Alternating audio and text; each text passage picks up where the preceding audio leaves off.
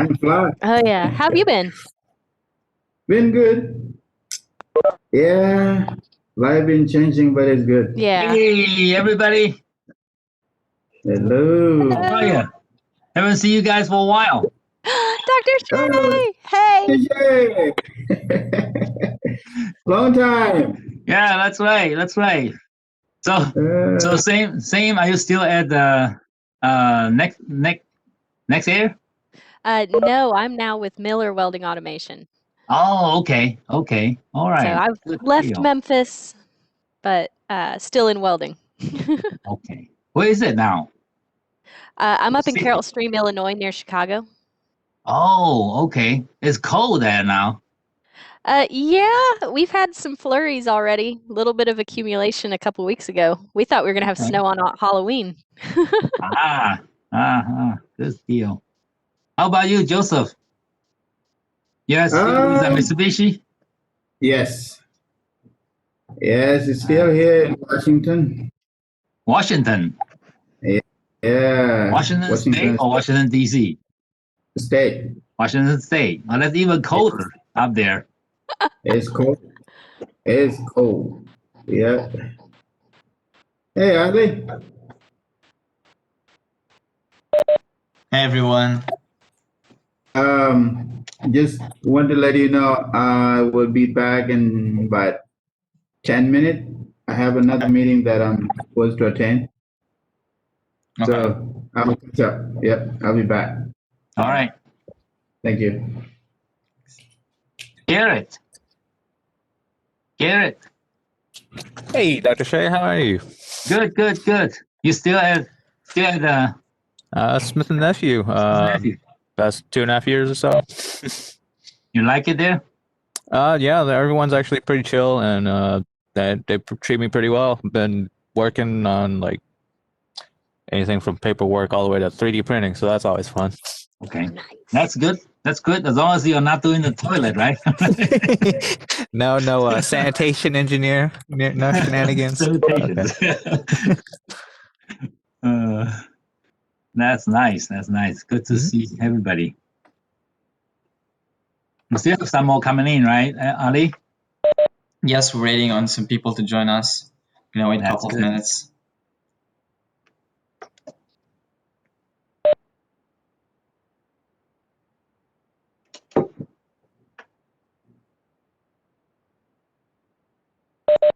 Hey John. Good. I think your mic. Yeah, you're good. How are you? Good. Thanks for joining. Hi, John. Hi.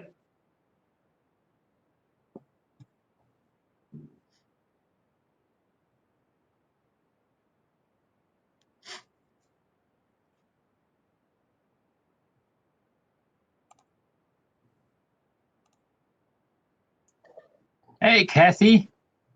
Haven't seen you for a while. Yeah, hey Dr. Shay. How you doing? Good. You still in Florida? I am indeed.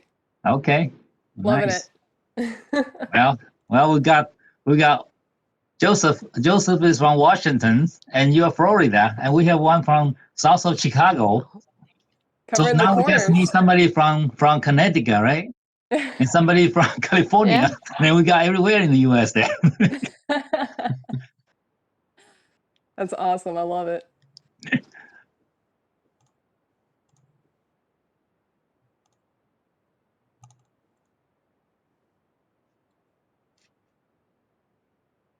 Are y'all having classes, Dr. Shay?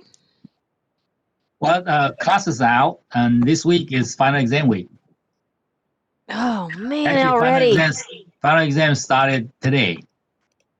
The last class was Oh. yesterday. So Man. we are 1 week early this semester because we didn't have fall break this time because of COVID. Yeah. Yeah. Go ahead and get everything done with. That's right. That's awesome.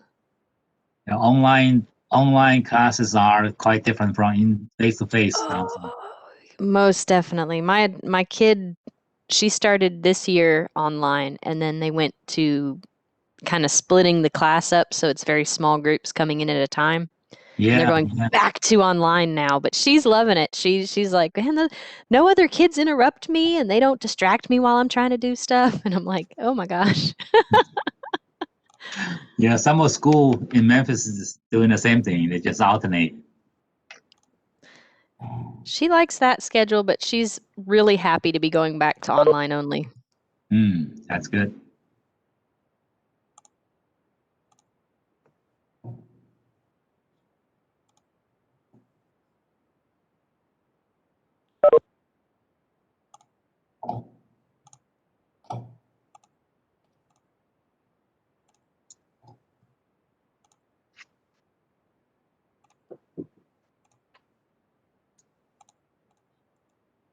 Sam, this is John Wigley. How long have you been in your new job? I just started this with Miller in September. And Okay. so it's brand new being up here. But I miss Nexair some still. Well, you were But part of the family. yeah, I felt that was the hardest conversations I had to have was with the people that brought me in. That I'm sorry I'm leaving, but We we have got to do what we have to do. yeah, my family's all up here and being able to stay with my parents while we looked for our house and kind of help them out was good. So now we're 10 minutes away from them if they need anything. Nice. Nice.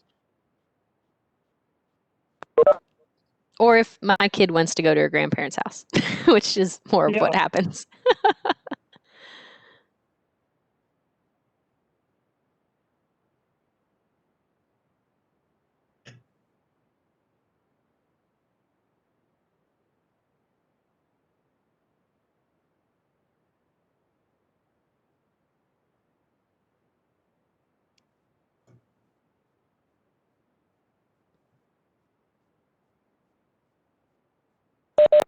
All right, let's get started. All right. Hello, everybody, and welcome to the first ASME E Conference. My name is Matthew Hammond. Thank you very much for everybody for being able to make it today, especially during finals week and during work time. I'm glad all of you could make it, and I am glad you can be a part of our first E Conference. So to kick off, the ASME officers for this school year, Ali Asaad is our president. Me, Matthew Hammond, I am our vice president this year. Faith Watkins is our treasurer. Michelle Vera is our secretary. And Oscar Rosales is our events coordinator. So in our ASME group, we will hold different events such as canoeing. We will go canoeing about once a semester. And we will have different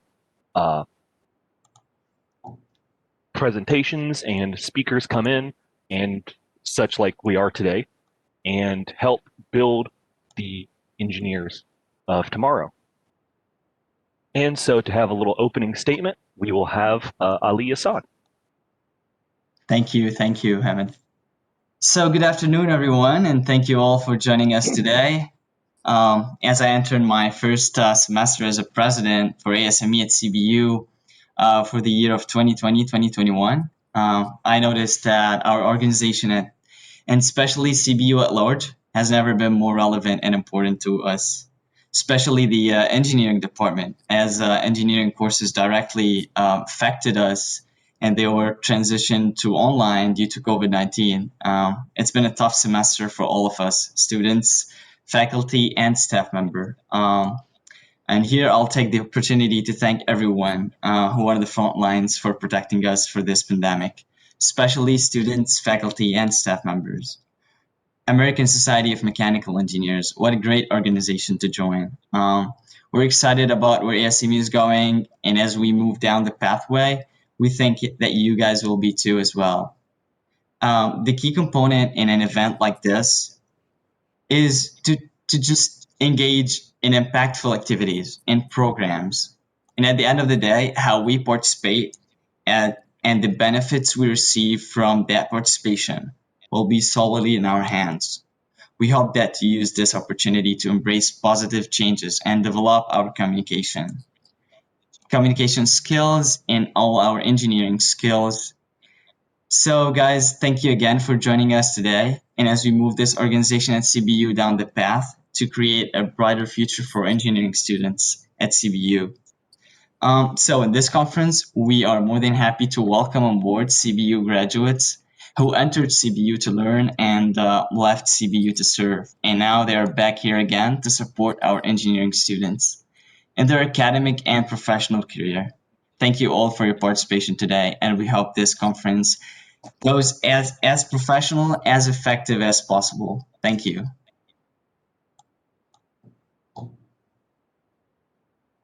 So to talk a little bit more about what ASME is a not-for-profit membership organization that enables collaboration, knowledge sharing, career enrichment, and skills development across all engineering disciplines towards a goal of helping the global engineering community develop solutions to benefit lives and livelihoods. It's an organization that is here to help you advance in engineering. So a little bit about ASME on campus. It is open to every mechanical engineer on campus. It is free for your first year. We enable collaboration. We want to grow you as an engineer while you're here. We want to help you out in fields such as making sure your resume is on point, making sure you have the interview skills, making sure that you are being enriched as an engineer. And so we invite you to become a part of our 100,000 plus community of engineers and build a better future for yourself.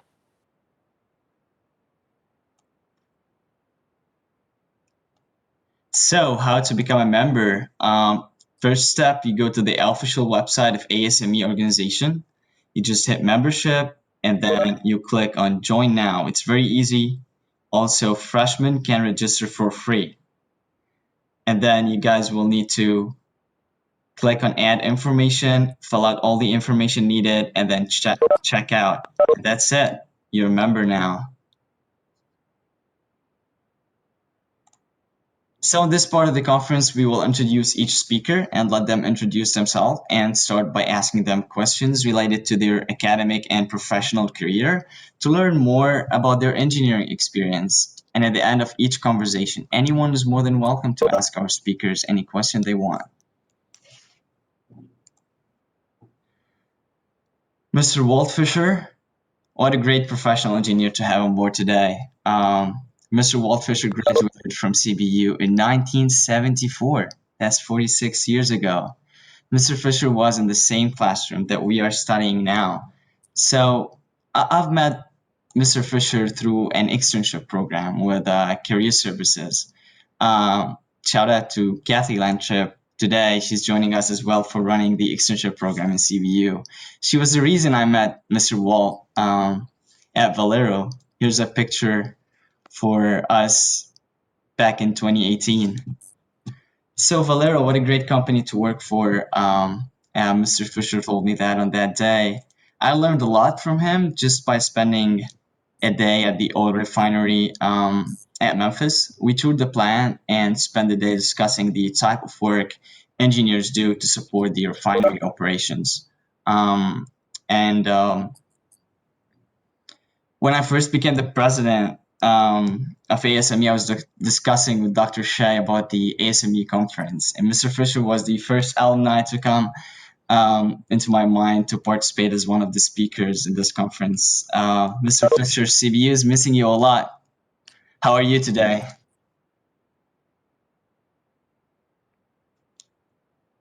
Well, thanks. Thanks, Ali. I'm doing fine today. I moved myself into a conference room where I could close the door to avoid all the noise. So we're kind of busy down here today, and a lot of things going on. But I'm honored that you invited me to speak, and I appreciate that. After I saw your initial email, I jotted down some notes about some of the comments that I would make based on academic and professional advice, and I'd be happy to get through those. Yes, And sure. then maybe answer some questions afterwards, huh? Feel free to introduce yourself and tell us more about your experience in CBU, especially as a member in ASME. and what advice you can give to students now with their new online experience? Well, there's several things that I would comment on for upcoming engineering graduates. Especially, make sure you take the FE exam as soon as you can if you're interested in becoming a registered engineer. It's an important first step, and your best chance or your highest level of knowledge familiarity is when you're probably a junior or a senior. You've just gotten out of a lot of classes, and you have your computation skills and all are not so rusty, and your memory, like mine, is fading over time. I forgot what I ate for lunch already today, so it's a good idea to take it early if you can, and then normally you'll be required to work at least 4 years in the field before you can take the principles and practices exams to become licensed. So I'd advise you to do that early on. Also, it's important to start developing your network. I've found in my career, I've had a handful of jobs. You can see if you're looking at my little resume slide on the screen there, I've held jobs with several different companies over the years. And in every instance, I got the job because I knew somebody who was looking for an engineer. So work that network. Become acquainted with people. Join the ASME, the practicing engineers group here in town. Once you get through with the student chapter, once you graduate, be sure that you stay in touch with people and develop that network of professional acquaintances. Not only mechanical engineers, but any other engineers or any businessmen, people that you come in contact with. Another thing that seems to be missing from a lot of engineers' educations that I think is very important: don't neglect the liberal aspects of your education. A lot of us in engineering tend to want to skip the humanities classes. We don't tend to know a lot of things outside of engineering because it is such a rigorous program and requires so much time. But don't forget to develop a knowledge of history and understanding of current events, especially with the things that are going on right now in the country with this election controversy, issues around the Constitution and how it's applied, and the rule of law. Those are all important things that you need to know, not just as an engineer, but also as a citizen. So those are things that I would encourage you to be involved and to understand those kind of things.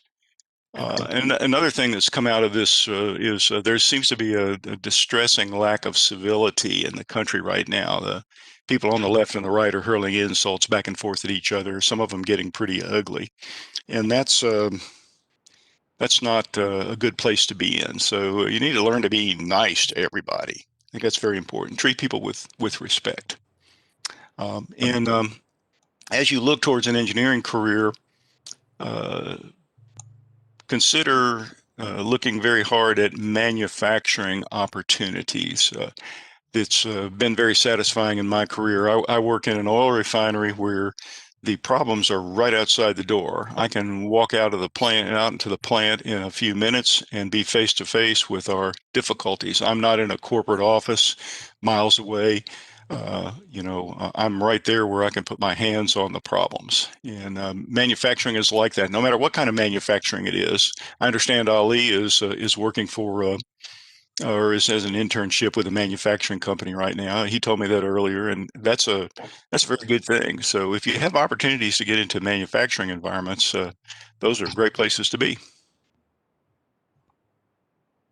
Cool. Thank you. Thank you so much, Mr. Wall. I think that my work now as in a manufacturing company, I learned a lot. I already had 2 internships before, but I'm learning every day, and I think it's a great field to work on. I see in your resume you graduated from Stanford University in 1975. When do you think a good time to apply for graduate school? It depends on whether or not you can afford it. And of course, school is a lot more expensive now than it was when I was in school. I'm close to retirement age, and things are a lot more expensive than they used to be.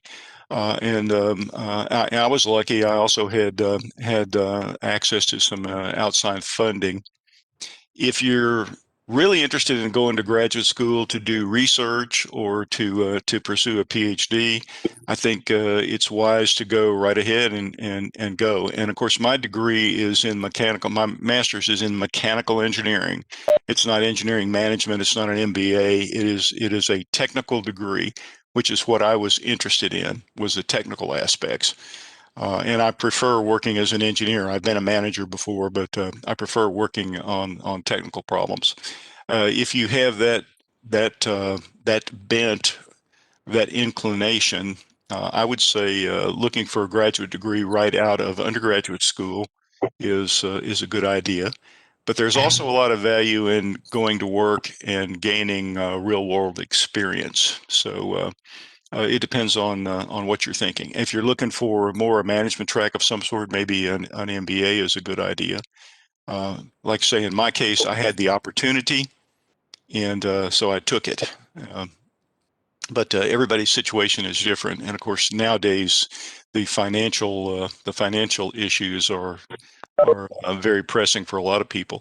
And do not neglect to look at public universities, which are a lot cheaper than private universities. Stanford's private, and it's a very expensive school nowadays, as is CBU. But you can certainly get a good education in accredited public universities. Like the University of Memphis has a pretty strong program. Got several graduates that work with me here from the U of M, and for a while we had an MIT graduate who has left us to pursue an MBA, but he was the CBU or the University of Memphis graduates were every bit as capable as our MIT graduate. Cool, nice. So how about Valero? Valero asking for is there any internship opportunities for students next summer? I think I was going to do some research on that since we talked earlier. I think all of the opportunities for next summer have been filled. Normally, the application process starts in August or September, and we had a limited number this year because of COVID, and I suspect that's going to be the case next year also. But for the younger students, the freshmen and sophomores that are coming on board, I would encourage you to look at that. You have to apply online through Valero.com, but there will be opportunities, I'm sure, and I think 2021 is not going to be very good. But 22, 23, we should have a fair stack of interns out here, and we quite frequently hire them. I think 7 or 8 of our younger graduates right now came through the engineering program, and that generally are. If they're juniors, they're generally offered the job in May for the following year, contingent upon graduation. We've had most of them when they leave here on their to go back to school for their senior year. They know they've got a job when they finish. Cool. Thank you so much, Mr. Walt. Thank you so much for joining us today. Oh, you're welcome, and I look forward to listening to the rest of the conference. Thanks.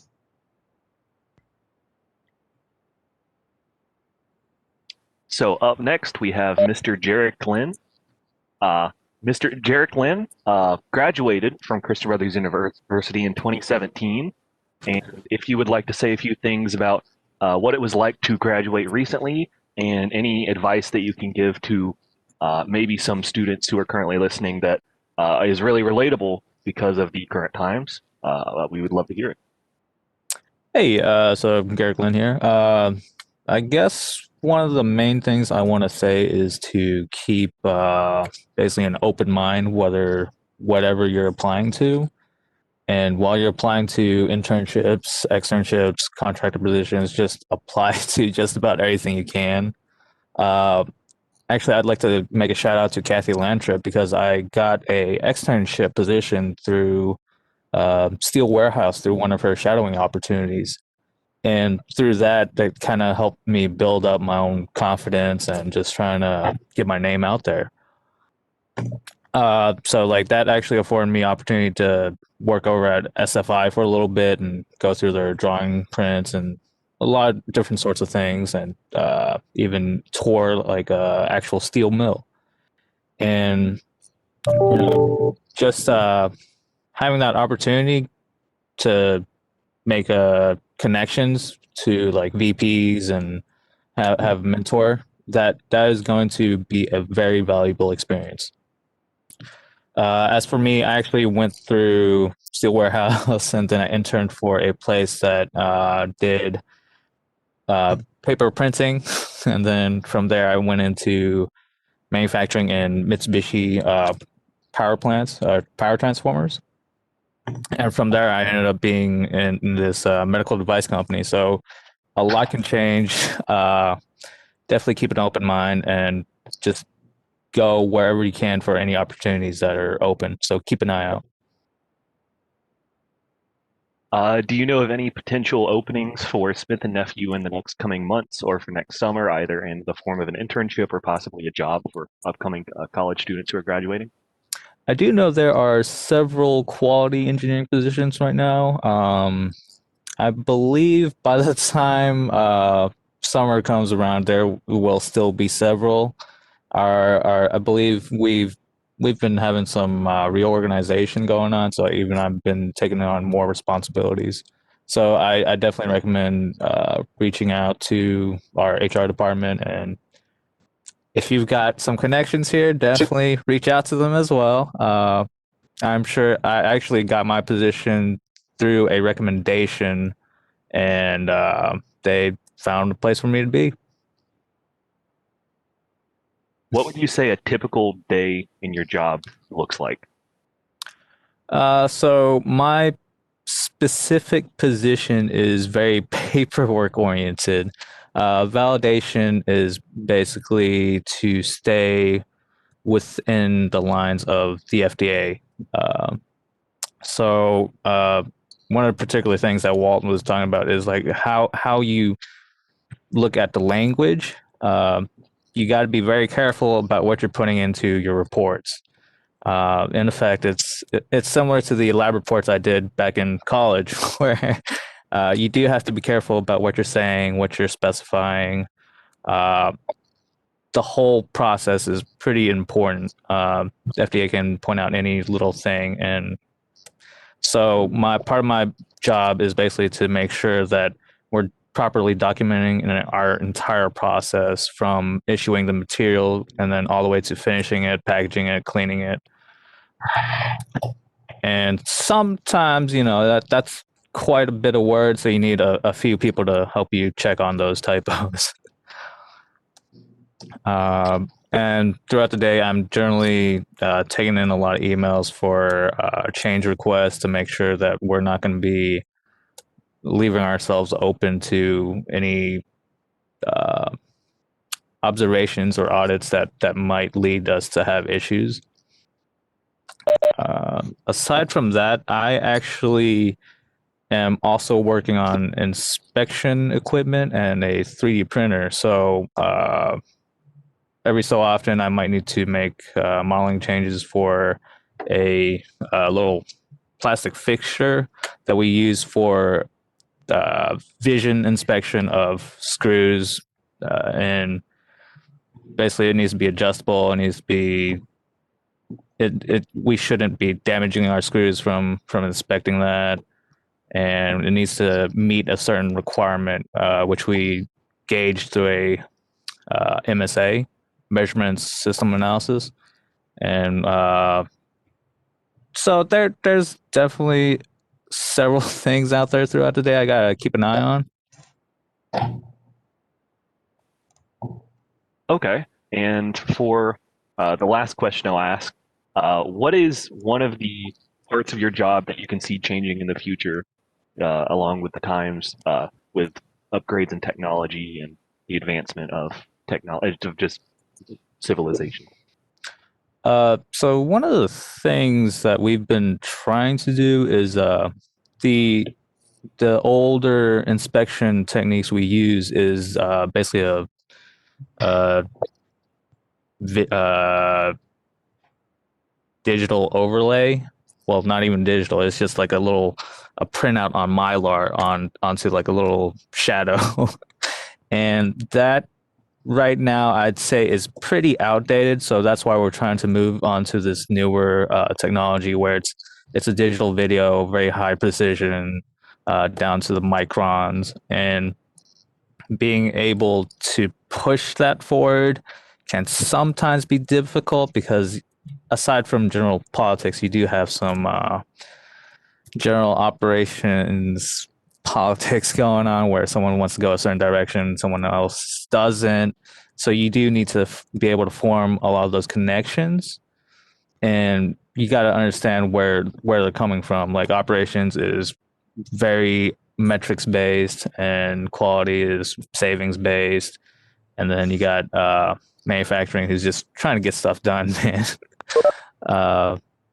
So in doing that, you do have to learn to compromise on certain aspects. You do have to know like what everyone is trying to accomplish and make a compromise in order to meet the one goal, which is for us to produce a good part that's going to go out to some person who might be needing it for surgery.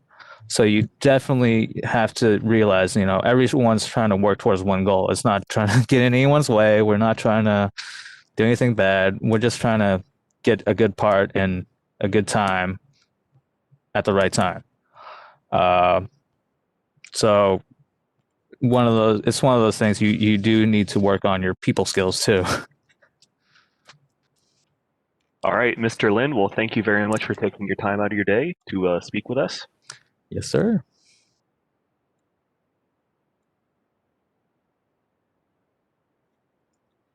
Mr. Joseph, welcome on board. Thanks for joining us today from Washington. Thank you for invitation. So, This morning, you're a propulsion engineer at Mitsubishi Aircraft Corporation. You graduated from CBU in 2008 and you got your master's in engineering management in 2011. I was really happy when I saw you reply to our invitation to this conference. You said that CBU community is part of your life and you would do anything to participate and help. It's our pleasure to have you on board today, and we appreciate your participation. Feel free to introduce yourself and tell us more about your CBU experience, especially as a member in ASME at CBU as well.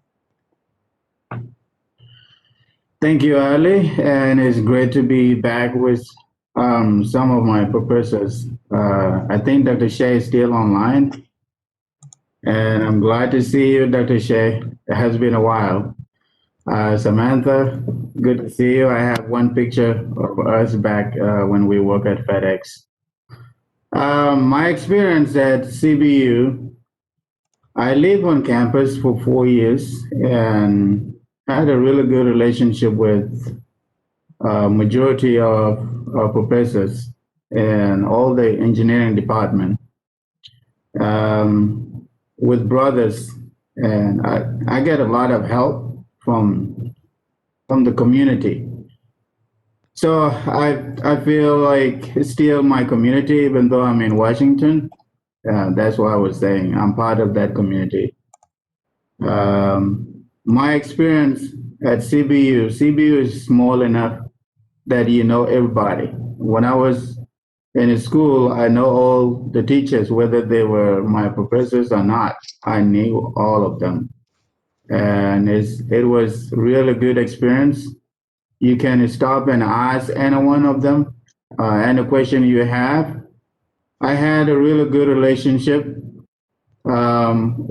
One time I was working at FedEx in the hub, and my manager upset me. He made me mad. In December, I didn't take any time off. I thought I would take it to take my final exam or to study. So when that time came, I asked to take 2 days off, and my manager told me no, nobody is allowed to take any time in December. I said, no, I have to. He told me no.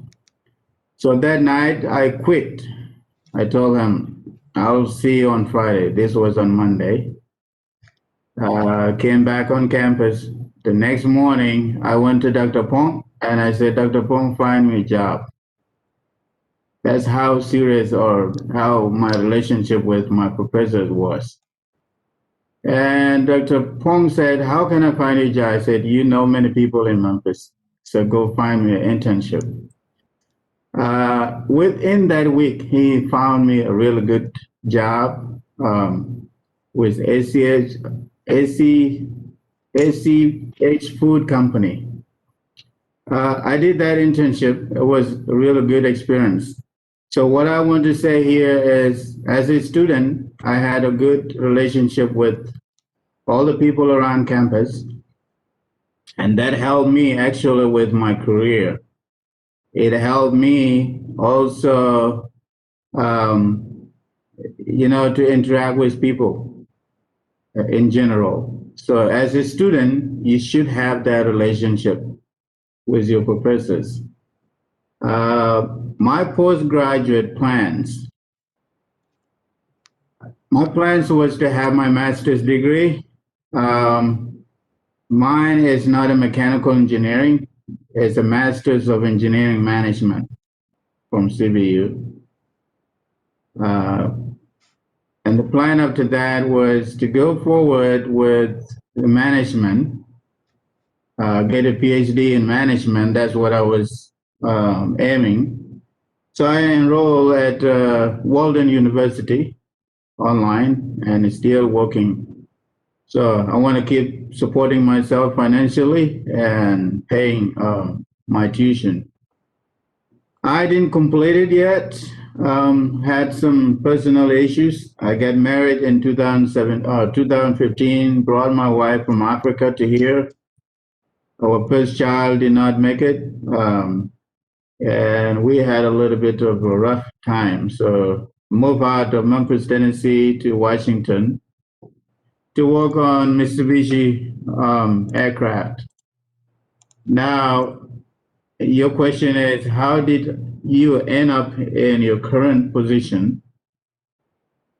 When I was at FedEx, I started FedEx as an internship with Samantha and Kyle. And I was in the structures for about a year and a half. Then I got hired into avionics.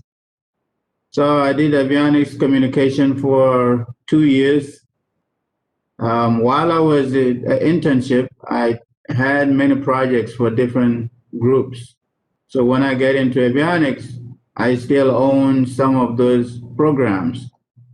And one of the program was for engine. So one of the colleagues came by and said, why are you not applying for this position? You don't like working with me? I said, no, that's not the case.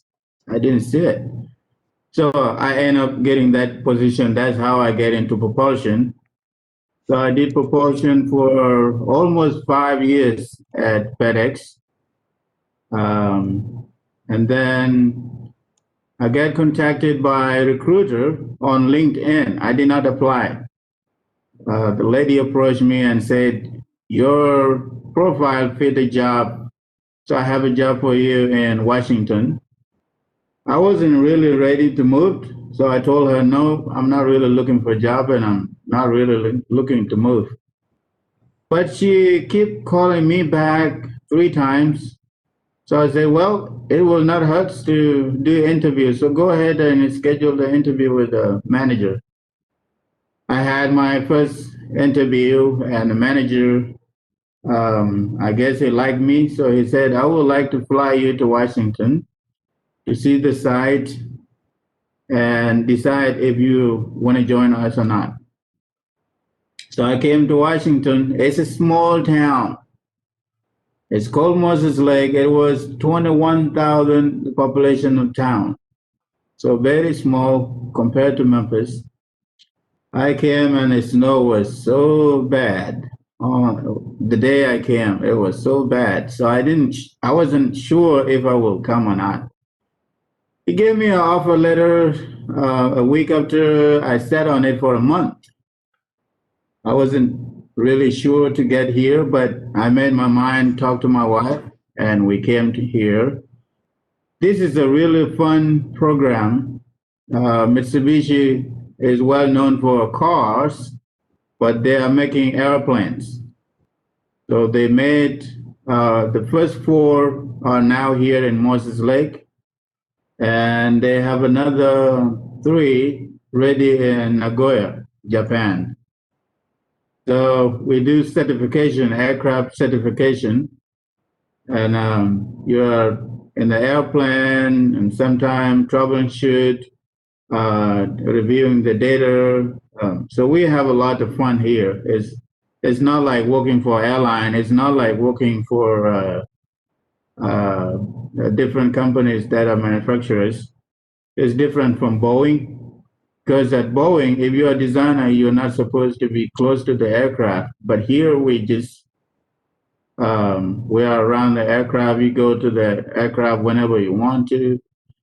So it's fun. That's how I get to where I am today.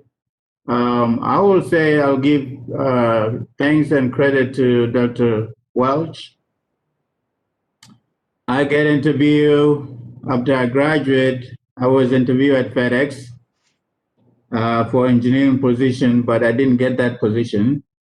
FedEx was on a hiring freeze at that time, so the senior manager told me, I will let you know if the hiring freeze is lifted.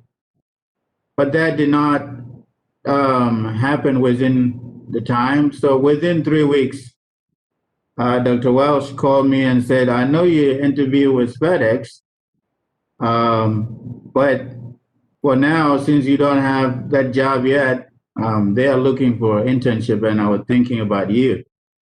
So can you get on it or do you want to wait for your position? And I said, well, let me think about it. He said, well, call Jim Tisdale if you are, if you want to take that position. I had 2 positions that I was offered. One was in Arkansas, Jonesboro, Arkansas, and one was in Cooksville. But none of them fit my goal for going back to school to do my master's degree. So I chose the temporary position with FedEx, which was supposed to be 1 year co-op. So that's how I started my career. And that's how I came to where I am now in Washington.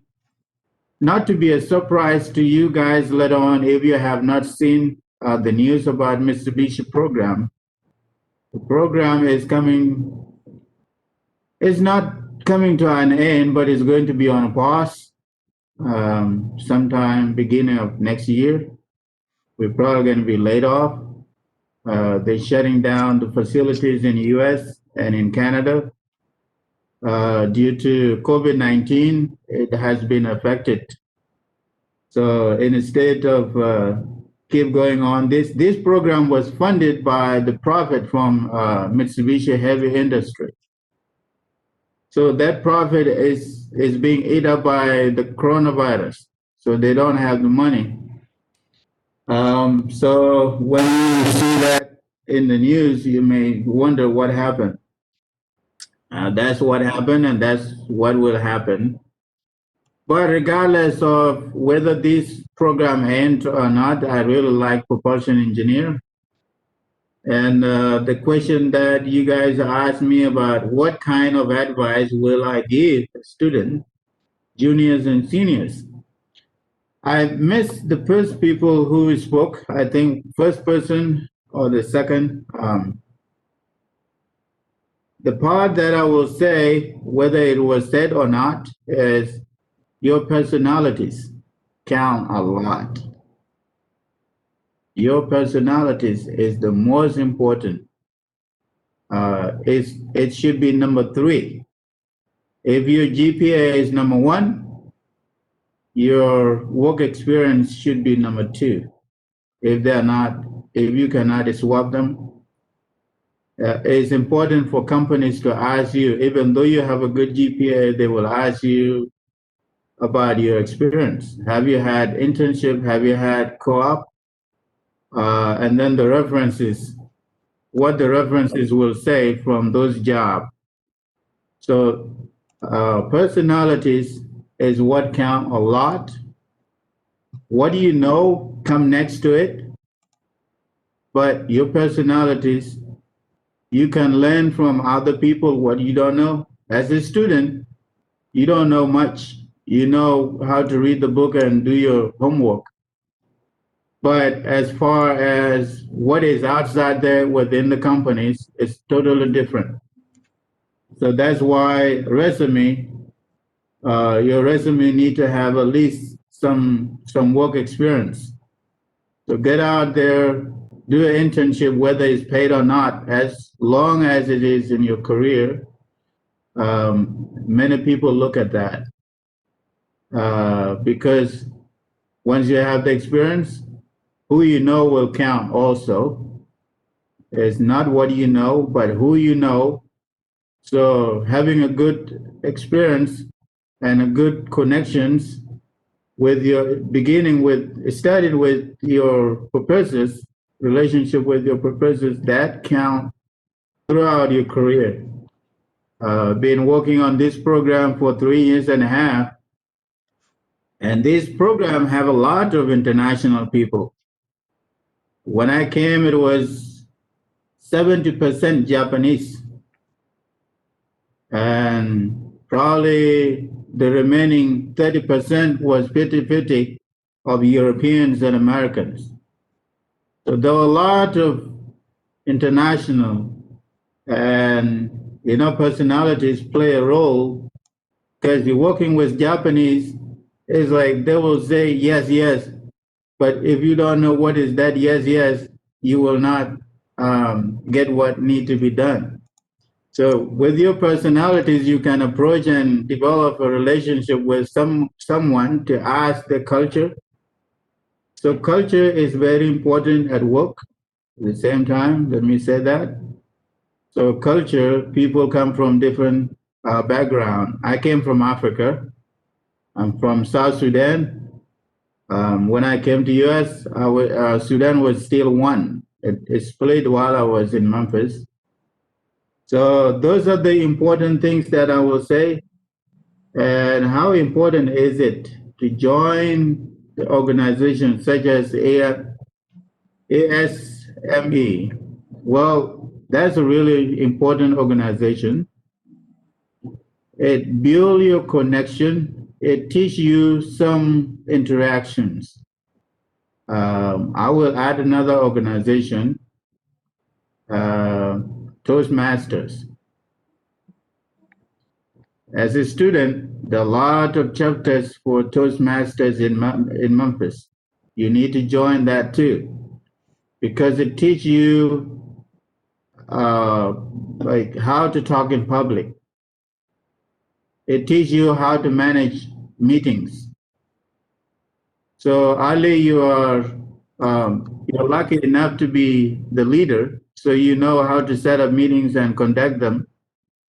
But I will say to the rest of the students, yes, you need to get that skill, presentation skill in public. Toastmasters is another good one because somebody will critique you while you're talking.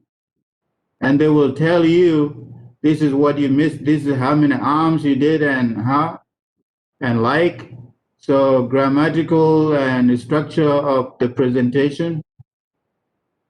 So those are the things that I would like to share with you guys. And if you have any question, I will pause. Thank you. Thank you so much, Mr. Joseph. Thank you so much for sharing this information. What a great story to hear that from you. Anyone got any question for our first three speakers, Mr. Walt Fisher, Mr. Geric, and Mr. Joseph Atem? Feel free to ask right now. I have a question for Mr. Geric.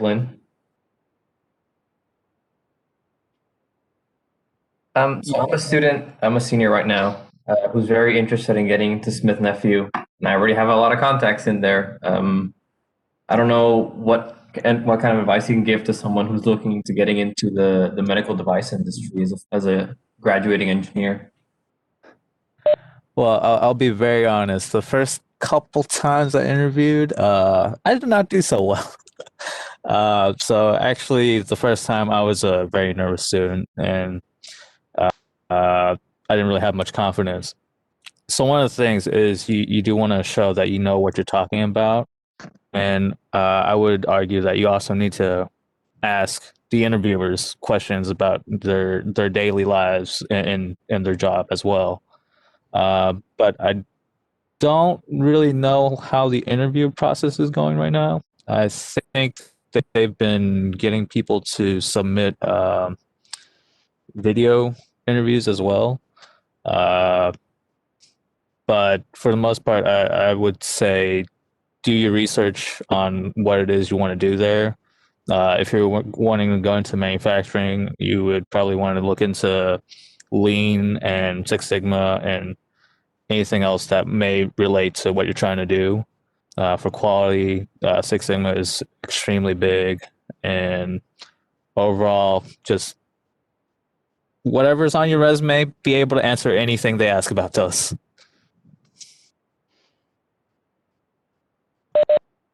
Cool. Thank you. Thank you. Yes, sir. Any other question?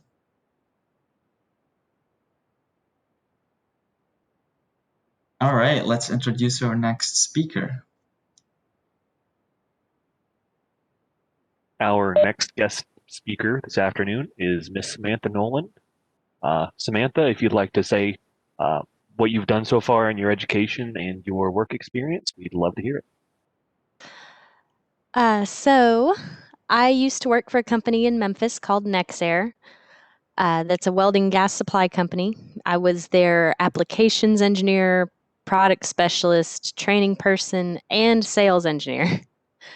The big thing that everybody's said so far, which I will add to, is your public speaking ability and your skills to go out and present things to people, even as an engineer, becomes incredibly important.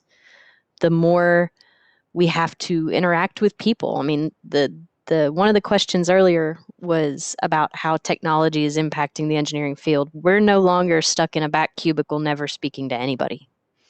This is now a job where you are integrated into the entire company, and you'll have to go to meetings with different departments, and you'll have to be able to answer to accounting when they ask you something that, when you think about it, is, yes, we had to buy that machine because we couldn't make it otherwise. They have to have that explained, and you can't explain it to them like they don't know anything. So in my last role, it was very much speaking, presentations, not only knowing the products, but being able to physically demonstrate them. I'm sure Dr. Shea will back me up on this. I am not a great sit down and pay attention and don't move and just focus kind of person. I'm an up and moving and got to go do stuff. And so all of my roles have focused on the ability to go out and do things. And so I covered 9 states with Nexair. I traveled almost constantly. I settled back from being kind of the representative for more than a dozen different products to now I'm one product line within one company, which is really great. So now I'm a robotic welding application specialist. So what we do is we take, actually I saw on Joseph's stuff, Aerotech. So if Aerotech wanted to make something, they would send us some samples of their product with the description of what they would like, or the weld drawings and weld prints. We'd put it on a robot, program it out, make some welds, test them, send them back, kind of show them that it would work. We'd help spec out systems. We'd help pick out, special waveforms, anything special about the process that we would have to do, and send that all back. We do it virtually on 3D virtual software, as well as physically by handling the parts.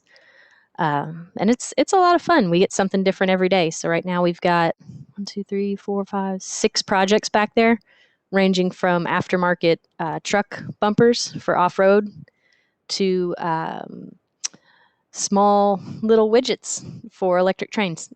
So it's a little bit of everything. It's a lot of fun. How were you able to get started in this field? So before I went to Christian Brothers, in high school, I did welding. And so after high school, I went and worked as a welder. So I've kind of had that background. During Christian Brothers, through ASME, I did the competitions, the Baja, the Moon Buggy, all that stuff. And I did the welding on those and kind of stuck with it. I did work at FedEx with Joseph for a while, and I figured out I can't sit still in a desk.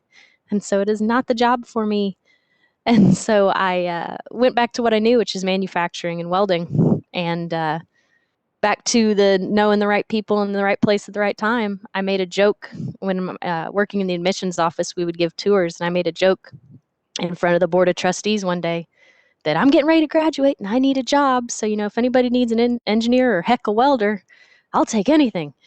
And one of the trustee members, Mr. McInerney, it's like, hey, I need a welding engineer. So that's how I started out, and loved working at Nexair. They're a fantastic company, but my family's all up here. So when I looked at moving up here, I contacted, again, contacts. I contacted a couple of my buddies at Miller, and I said, hey guys, y'all have anything open up in around Chicago or Appleton? And they're like, yeah, actually, we've been thinking about reopening this lab position. So here I am. What would you say is the most rewarding aspect of your job? So since I've started in all of these, one of the big things about the job is really it's a consulting job. Whether I'm recommending a product, whether I'm doing testing, sometimes I just have to tell people, you are not ready for this. You need to work on these things. And being able to, it's being able to help somebody come to a solution. So, obviously somebody who makes truck bumpers every day knows how to make truck bumpers. And when they say, hey, we need some help because we need to make these better, and we can provide them with a solution, that's really, really rewarding. And it's great to be able to say, we're doing some small part to keep manufacturing, because we don't have enough people going into the manufacturing world right now. And so every little bit we can do to pick up the slack it's helpful. And I know you talked a little bit earlier about having public speaking skills and being able to cooperate with other types of people. Is there any other advice that you'd like to give to future students who are looking to either go into this career field or have success as an engineer in their future? Most definitely. What I will tell you now, the two biggest things you have to do are play to your strengths. Don't be pushed into a job, or don't take a job just because you need one that doesn't match what you want to do. One of my buddies that I graduated with he's in a job he loves now, but he stuck with a couple jobs just because they were there that weren't really what he wanted. He wanted to do R&D. And he took a couple jobs that were just general manufacturing jobs, and he's, redesigning dies. And he's like, this is awful. I don't like it. And to get fulfillment in yourself, you need to do what you like and what you want. I could never sit down all day and do paperwork, but people have to do that. There are people who are good at that. I am not. I am an up and moving and doing kind of person. The other thing I would say is, now is the time to develop your people skills. Go volunteer as a tour guide somewhere. Volunteer at an animal shelter where you have to interact with people and explain things. Take on work. The Toastmasters is a great one for sure. To go out and force yourself to develop these skills, but do it now when it's safe, for lack of a better word. If you mess up at Toastmasters, nobody cares. If you're a tour guide and a volunteer and you stumble one day on some of your facts, not a big deal. But practice it now, so when you get to a job, and I mean, we were sitting in this very room the other day talking about a $750,000 laser system, and the customer asked a question that the tooling guy and I didn't know immediately offhand the answer to. And so we had to bounce it off each other in front of the customer to figure out how we were going to answer him. And doing that with them there is very nerve-wracking. And that you don't want that to be the first time you have to go through that. So I would say, play your strengths, start building those personal skills now. All right, Miss Noland, thank you very much for your time, and I hope you have a great rest of your day. Thank you. All right, our next guest speaker is Miss Catherine Holmes. So, Cathy, thank you for coming out. And if you'd like to talk a little bit about your education and possibly founding of Theta Tau at CBU, we'd love to hear you talk about that. Sure thing. Hey, y'all. So, as you said, my name's Cathy Holmes. I graduated from CBU back in 2016 with mechanical. While I was there, I was part of ASME, part of the honors program, and of course, part of Theta Tau. So that was a very big part of my college life, junior and senior year for the most part. And what you'll see is, again, just highlighting what a lot of folks have already said. Networking skills are super important, using those connections, because it was ultimately through Theta Tau how I managed to get my foot in the door for my current job with the Air Force. So I can circle back around to that. But when I graduated in 2016, as mentioned before, I took and somehow passed the FE. So I managed to knock that out. And then, like I said, I used all the connections I had when I was graduating. I talked to people that I met in the honors program through various engineering events, Theta Tau, just any connection I had. I was just sending out emails left and right, just, hey, do you know of anything? Just what's out there. And I knew I wanted to do something with the military because, fun toys. I was very interested in that. And one of my connections through Theta Tau, she was actually a Mississippi State grad. Her and her husband had just moved down to Florida. They got jobs at Eglin Air Force Base. And turns out, hey, they had just been asked for, do y'all have any resumes? And they're like, quick, send me yours. So we sent it in. And then from there, it started circulating internally. So I was no longer using USA Jobs. I was on the inside. And from there, my resume did the rest, and I managed to get a phone call. I got an interview, and I didn't even know it was an interview. It was just a call, and my now boss just started talking to me. And at the end of it, I was like, wait, was that an interview? Yeah, it was. So I've been in my job now for about 4 years. And I'm in the AMRAAM program office, Advanced Medium Range Air-to-Air Missile. A lot of acronyms. I'm sure most places are like that. Get used to acronyms. But it's a lot of fun. I'm a test resources engineer. So basically, I'm on the development side for this missile as we just do software updates to it. We have to test them to make sure that it didn't break anything. And so my job with my team, I'm working in a team, so that part isn't going to go away either. Is to get the resources we need to do the test, basically, whether it's targets or range assets, whatever that is. So I've been doing that for about 4 years, and just this past August, I started my aerospace master's. So I'm doing that full time. I got into a program, it's called the Smart Scholarship, where I am still technically in my job, but my job is basically now school. So my program is getting completely paid for. I'm still getting paid my salary. I just check in from time to time with my job. And it's it's a lot getting back into school after being out for about 5 years. But the key takeaway there that I want for y'all is, as engineers, especially if you do research, you should be able, if you look hard enough, and again, you network, you should be able to try to find a way to get it paid for. It's a little bit easier in engineering than in some of the arts to get like research grants or teaching assistantships to be able to pay for your master's. So try to get it paid for. Also, if you go ahead and start working, a lot of times your company will either fully pay for it or partially pay for it. Look for tuition assistance. It's out there.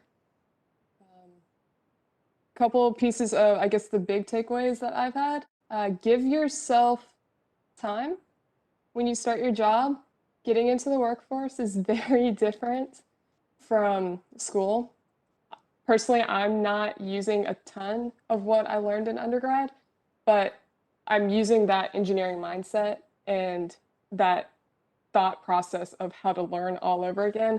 Because honestly, I'm doing more like software and radar and stuff like that, which I honestly stiff-armed in college, and now it's coming around to bite me, so that's great.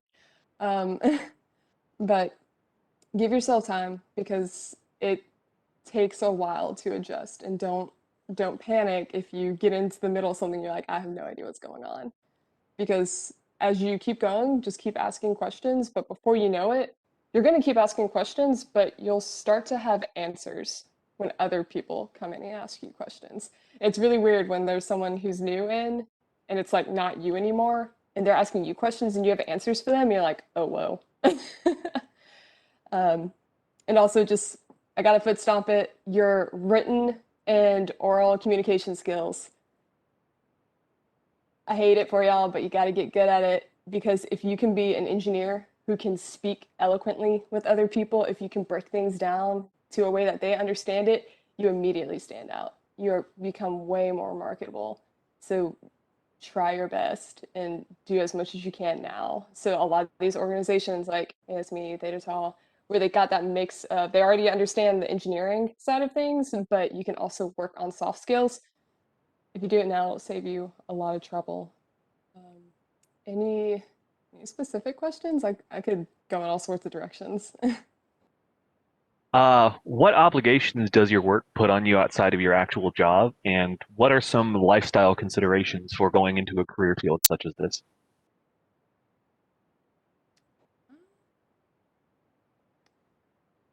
So I mean, obligations outside of my job, I mean, there's not really much. I don't know if I fully get where you're getting at, but I don't know. Can you elaborate on that question a little more?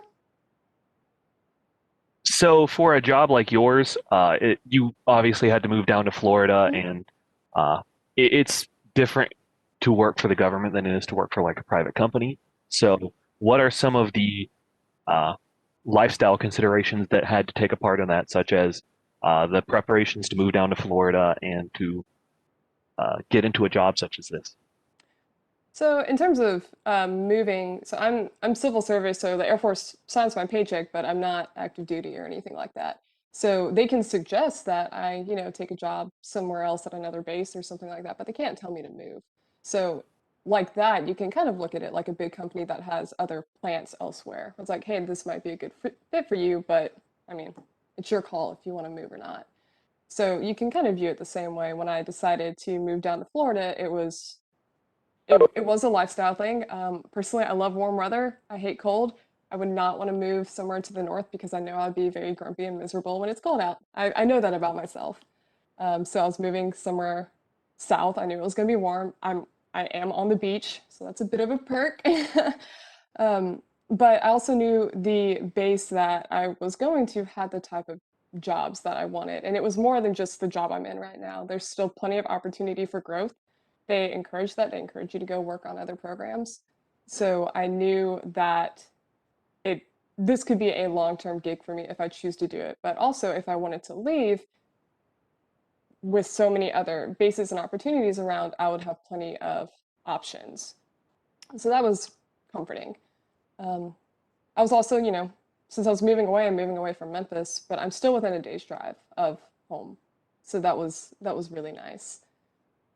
And I mean, when you kind of get down to it, working for the government, a lot of things are just similar to any sort of big company. You still have the annual training that you have to do every year that you hate because it's the same stuff, but you still have to do it.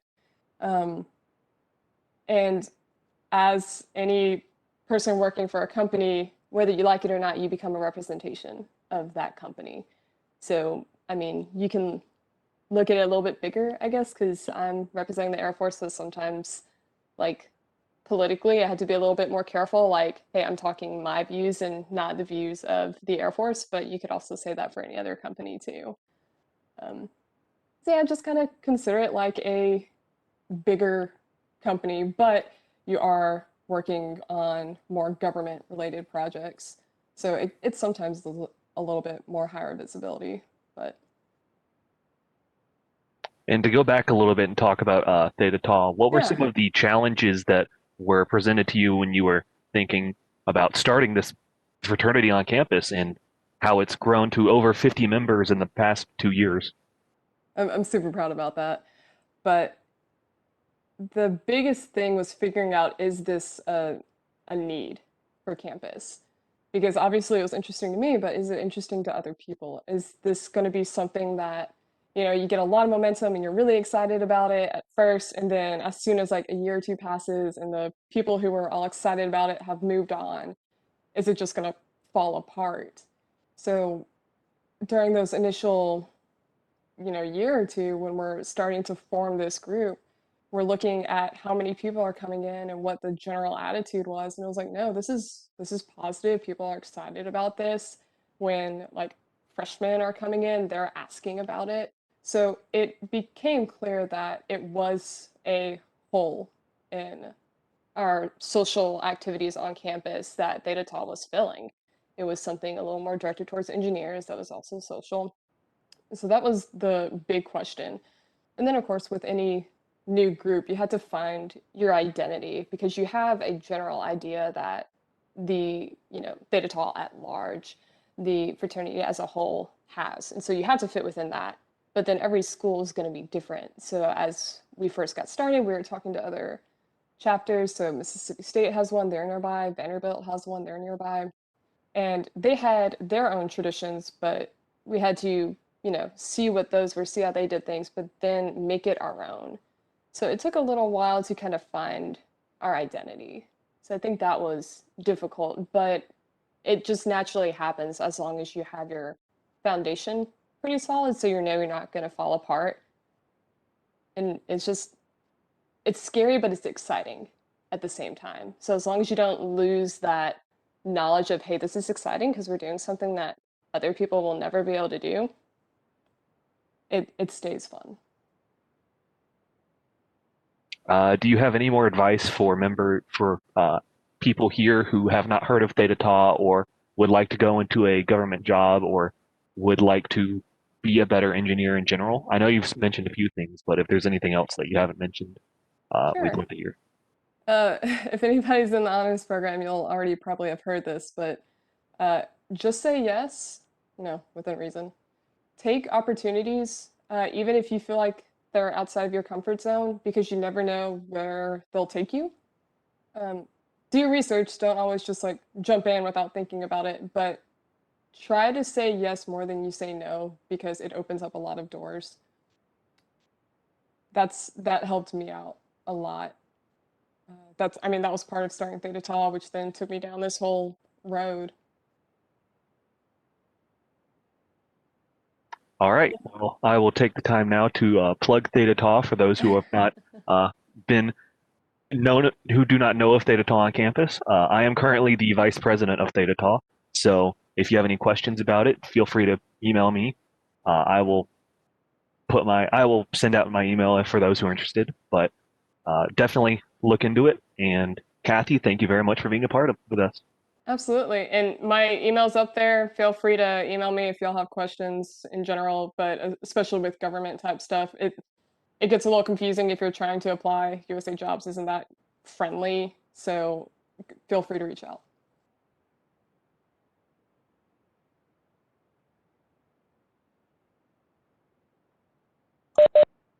All right. Our next speaker is Cathy Lantrip. Welcome on board, and thank you so much for joining us today, Cathy. Hi, thank you for having me. Finally, I get the chance to thank you for all your efforts in helping us get all these externships and internships. I really have no word to explain your contribution, specifically my professional career. I do encourage each engineering student to reach out to you, contact you for the resume check and for any externship opportunity they want. Just want to mention one thing before. It was one of my dreams to go to Ford Motor Company, Fiat Chrysler, and General Motors, all these huge automotive industries and companies. And Cathy helped me getting all these externship in that. These companies up north in Michigan, I was really lucky to get all these externships. And we're lucky to have you in our career services, Cathy. Feel free to introduce yourself and tell us what's new with the career services. Yes, so I'm Cathy Lantrip. I'm the Assistant Director of Career Services. So I primarily work directly with students and alumni, helping with that whole career development process. So from the standpoint of choosing a major to learning how to job search, do a resume, for students who are thinking about going to grad school, applying to grad school, looking for programs, and that does continue into alumni as well. So Career Services is also available to alumni after you graduate. I am not an engineer. My background is in psychology and counseling, but I went into career services, because I'm really curious just about a bunch of different jobs. I was a first generation college student. This whole concept was new to me. And I knew that there were more things that I was interested in than I would ever have time to do while I was alive. And so career services kind of helps bridge that gap because it gives me the opportunity to explore different career fields myself as I help students make those connections and learn more about different career fields there. And so career services, we exist as an office to help students learn all the skills that they need to know to make that transition from being a student to being happily and successfully employed after graduation. And so that includes a lot of different activities. It includes resume reviews, so helping you come up with a strong marketing document to really showcase your skills and experiences to employers. We assist with cover letters.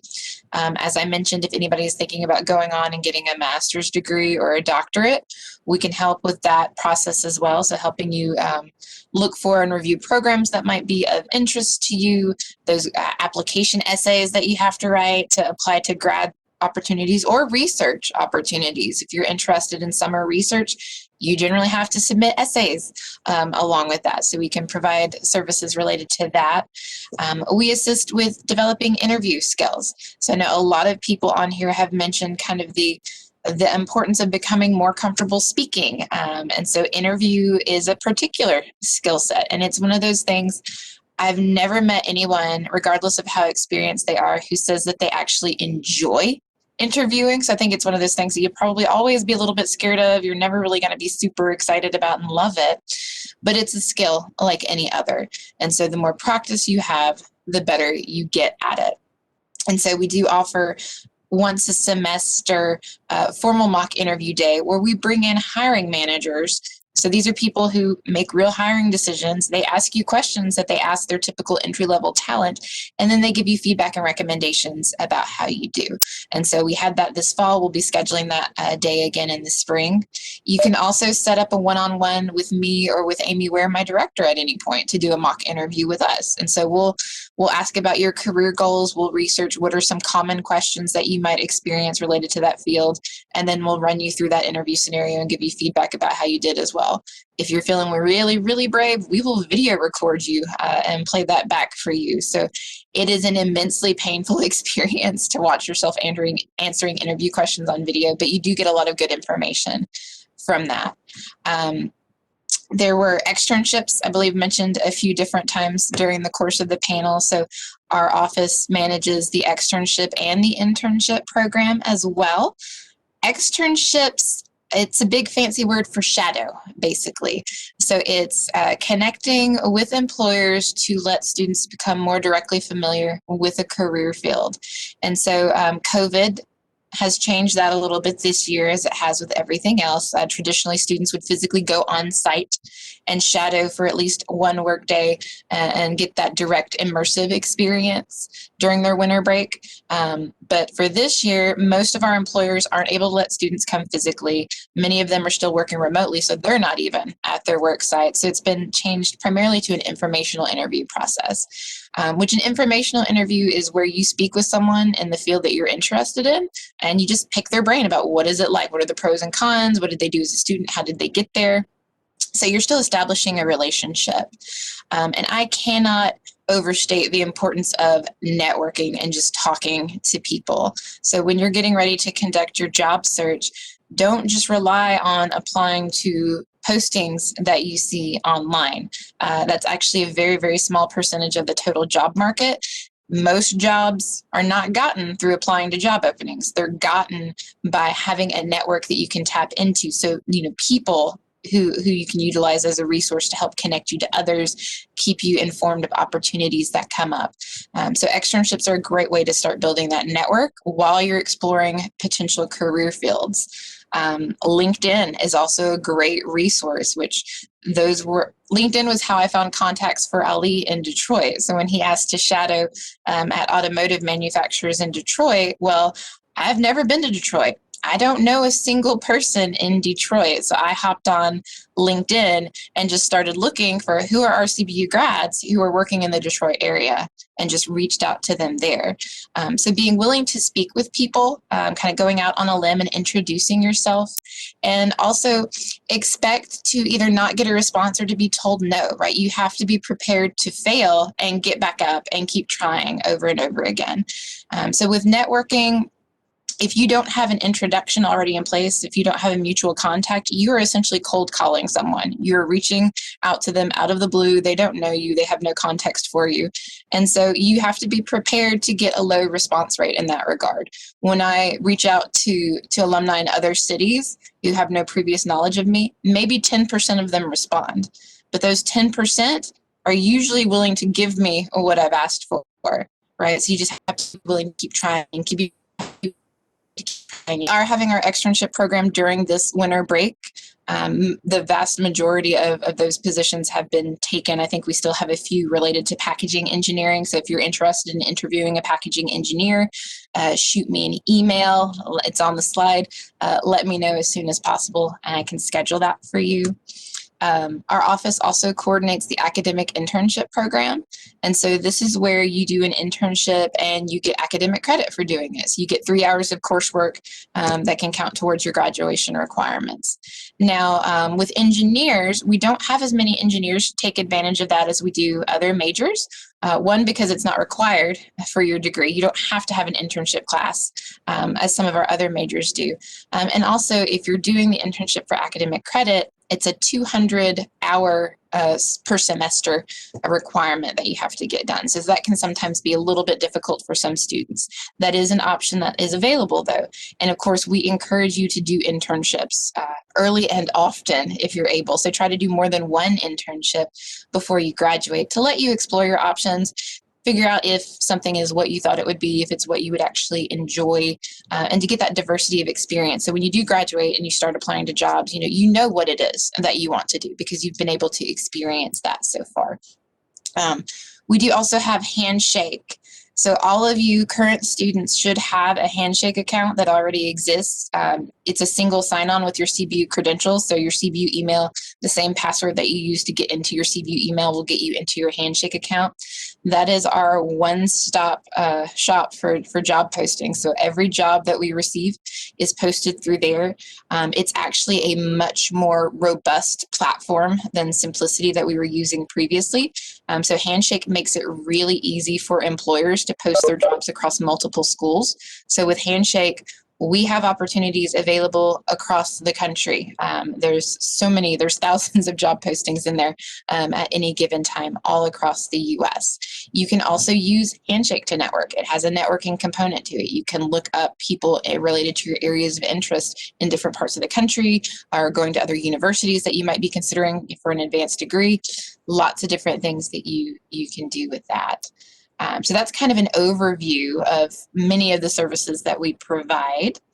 What else can I include, Ali? Thank you, Cathy, so much. I mean, you included everything. You just mentioned more than we want. No, you want it all. And as far as next semester, we're still trying to figure out what all of that is going to look like, because of COVID. We do have information sessions throughout the semester. So we don't have that company list finalized yet, but that'll be advertised in January when classes resume as far as what companies will be doing information sessions and when. Right now, it's looking like that's going to still continue to be virtual. We will have our big career and internship expo probably in February, maybe early March. We're having to look at the dates now that the semester has shifted a little bit with the timeline. But that'll be our major recruiting event for the spring. So all majors will be represented there. For engineers, we do have a special recruiting event for you all in the fall. So that's already happened. It's usually in mid-September, just for engineers. And that's because so many of our major engineering employers have a really early recruitment cycle. So I believe Mr. Fisher with Valero, mentioned they've already made hires, made their decisions for summer placements. And so a lot of our engineering firms do that. They get out on campuses in September. They do their interviews in October and November and make their decisions for that next summer. So another tip for you guys is to think ahead. So think months ahead of when you would want to be starting a job. You need to start looking for your job or your internship very, very, very early.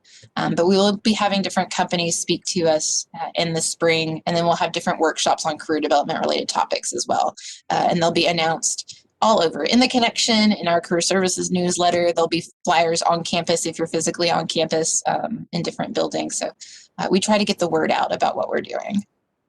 Thank you, Cathy. Thank you again. Don't forget to contact Cathy in her email for any externship and internship opportunity that you guys want to open. Thanks. So our next speaker for the day is Dr. Shiue. Dr. Shiue, our professor and my advisor, one of my favorite professors in CBU. He was the first engineering faculty member I've met in my first day in CBU. He helped me get through my engineering courses very smoothly, and he's now the chair of mechanical engineering department. Welcome on board, Dr. Shiue. Thank you so much, Ali, and thank you everybody for joining us today. And I don't want to bore you with everything that is on the slide. You know me already, right? So just want to make it short. I think we're running out of time right there. Yeah. So like welcome everybody and thank you for joining us today. And all the alumni, and we like to see you more often. So I believe our ASME chapter is going to have a few more sections like this in the spring semester there. So we'll invite everybody to come in, and so don't be a strangers, and just keep coming back and let us know your progress, and we'd like to see you progress and make us proud and proud more, basically. All right, and for current students, if you have any question about our curriculum, anything, just let us know. All right, thank you. Ali, back to you. Our next speaker is Mr. John Wigley. John. Hello, met John. Thank you for the opportunity. Thank you for the opportunity to be and speak with you today. For those of you who don't know me, I graduated in 1991 with a degree in management, and a minor in economics. I'm the other government employee on the panel today. I have been with the IRS for 24 years next month. Almost unheard of these days. My role at CBU is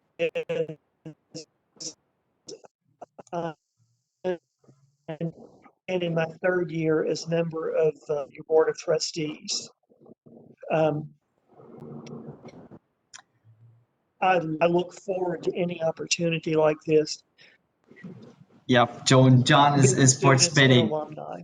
John, you're participating today in this conference. You know, he's the president of the National Alumni Board, and John is a great person to refer to once you graduate. He will guide you in your transition from, I think, being an undergrad student to deal with your life after college. I think it's a scary thing to graduate during a pandemic, especially right now, where students are afraid not to find a job.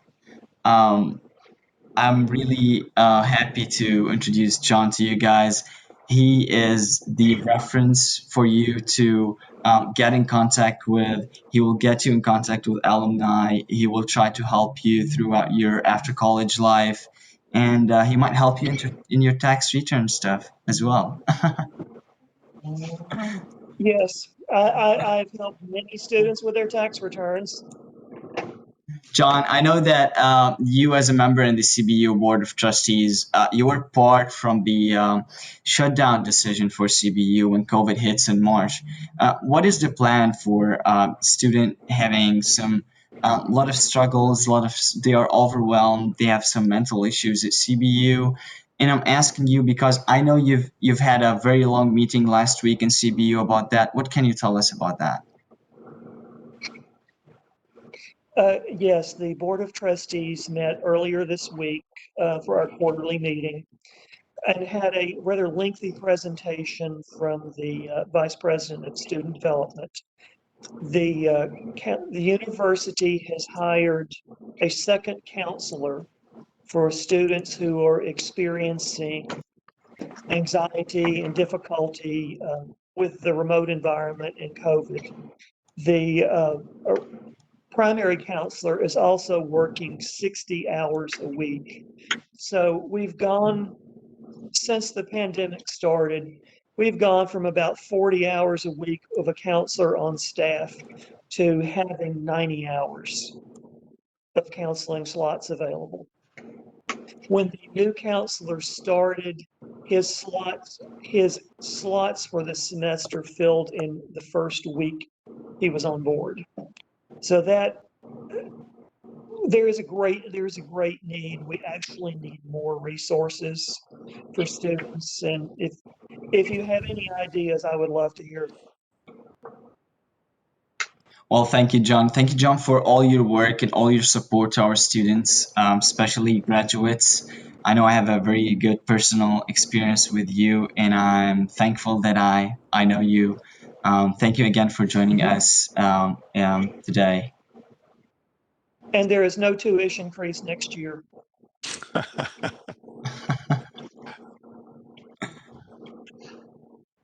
All right, so I think we're at the end of this conference. If anyone got any questions to our speakers. Here's a question Dr. Brown asked us in class yesterday. I'm sure many of you remember Dr. Brown. Just a couple of quick opinions on what's more important to you guys, book learning, common sense, or communication skills? I'll go. Common sense. Yeah. So part of my job is to hire our interns, and I'm gonna tell you the book learning goes on the bottom compared to the interview and the being able to actually answer questions about projects. So if they come through and they're like, I got a 4.0 and graduated all my welding classes, and the other guy comes in and says, yeah, I've interned at these two companies, I do these welding projects, and I helped out in the lab and I built these things, that guy's going to get it. That the skills, the common sense, but if you can't communicate it, it's useless. So communication, common sense, you got to have the book learning, but it's one of the things we debated long and hard through this last internship cycle was we dropped our internship GPA requirement that we don't require GPA, a certain GPA or even a disclosure of your GPA to apply. Mm-hmm. Because it is a skills-based company and a skills-based job. And the fact that you get a degree is important. And we do check the teacher recommendations and things, but that's the lowest part of our list, really. Cool. I'm having a C in one of my courses, so. In addition to what Samantha said, I will say I agree with her, but one thing to add that you did not include is you need to learn, you need to be a learner.